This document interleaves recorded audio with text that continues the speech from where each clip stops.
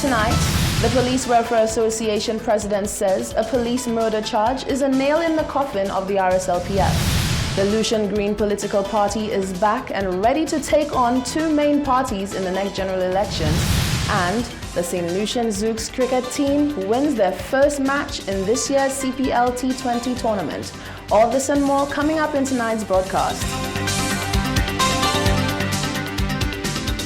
This is the Hot 7 Nightly News with Loveless and Amy Joseph. It is Thursday, the 20th of August, 2020. Welcome to the Hot 7 TV Nightly News edition on Flow Channel 117, Kiss FM, and our Caribbean Hot FM mobile app. I'm Rochelle Gonzalez, standing in for lovely St. Amy Joseph. Thank you for joining us.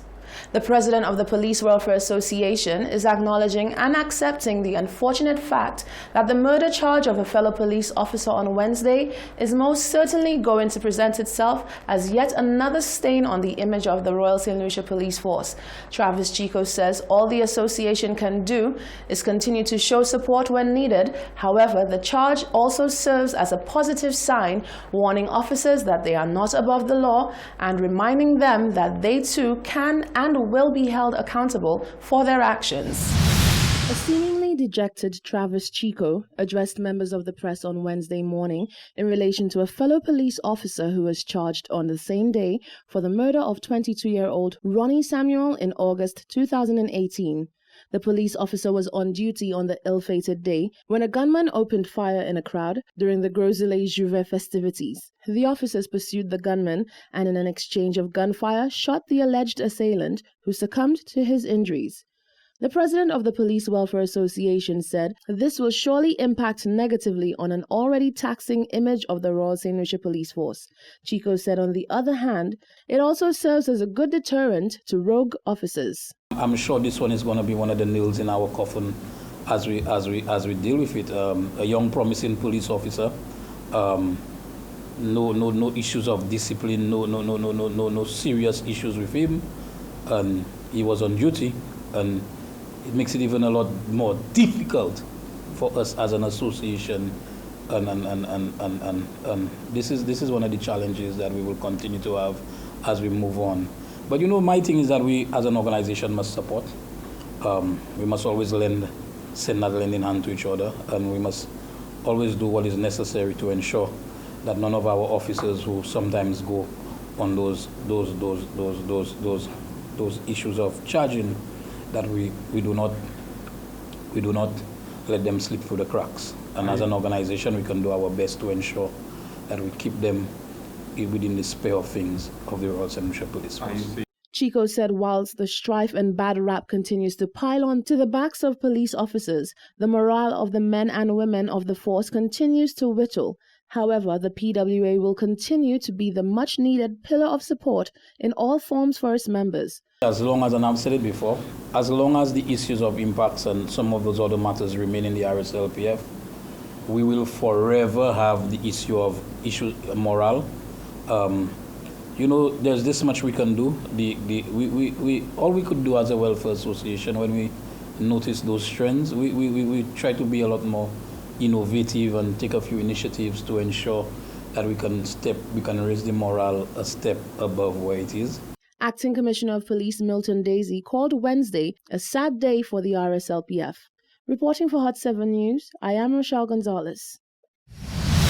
Former chairperson of the cannabis movement, Andre De Kairos, has announced plans for his political party, the Lucian Green Party, to participate in the upcoming general elections. De Kairos explained that the party has set a new platform to welcome people who are looking to serve the country with no ulterior motives. He indicated that the party will seek to engage individuals from each constituency to become members in an effort to ensure that only people with a vested interest in the constituency represents them at the polls. The Lucian Green political party is looking to get into the play of elective politics. The party, which was founded in 2011 and first run in 2011, is getting the ball rolling for a strong showing in the upcoming 2020-2021 general elections. The Lucian Green's platform is based on a green philosophy, meaning that they are an environmentally conscious movement concerned foremost about eco-friendly development and ethical values. Political leader Andre De Keris explained that the two-party system has consistently failed the people. Since the Lucian Greens last contested in 2011, when we fielded 2 candidates, we see that many green policies and initiatives have come to pass globally and even here in St. Lucia. There are over 80 countries that have green parties, with some party members serving in their respective governments. Green parties are gaining popularity worldwide as citizens all over the globe are beginning to reject the failing two-party system that only seems to divide nations and puts profits over planet. Green initiatives such as the war on plastic, the move to a more sustainable organic agricultural system, the development of renewable energies, the legalization of cannabis, the growth of the environmentalist movement worldwide, basic human rights being given to many minority groups, etc., initiatives that are so important for St. Lucia to propel itself into the post-COVID era. The party leader says the writing is on the wall when it comes to the timing of the next general election. He believes a snap election is imminent, but says such a decision would only prove that the politicians only care about the power they hold and not the people. If one observes the motorcades, rallies, the formation of new political parties, constituency walks and meetings, talk shows with prospective candidates, etc., one could only deduce that another snap election is more than likely. We at the Lucian Greens believe that calling a snap election is just political gamesmanship, basically a tactic to try and maintain power by the ruling party, and has absolutely nothing to do with serving the people of this nation. This tactic actually does a great disservice to the electorate and defeats the purpose of a fair and open democratic process. In fact, results from the constitutional reform exercise held years ago suggest that the majority of citizens in this country favor a set election date. Apart from that, the electorate generally tends to vote parties out rather than voting a party in. De Keris explained that the Green Party is looking to pick up the slack where the conventional parties have dropped the ball. He says the party's manifesto remains focused on ensuring that social ills are eradicated and is adamant that the modus operandi of the party will be nothing like the existing parties. The Lucian Greens manifesto has changed little over the past 10 years and is still primarily focused on food and water security, where we'll be concentrating on developing climate change resilient infrastructure in all areas. Obviously, alleviation of poverty, environmentalism, and social justice are still very high on the list.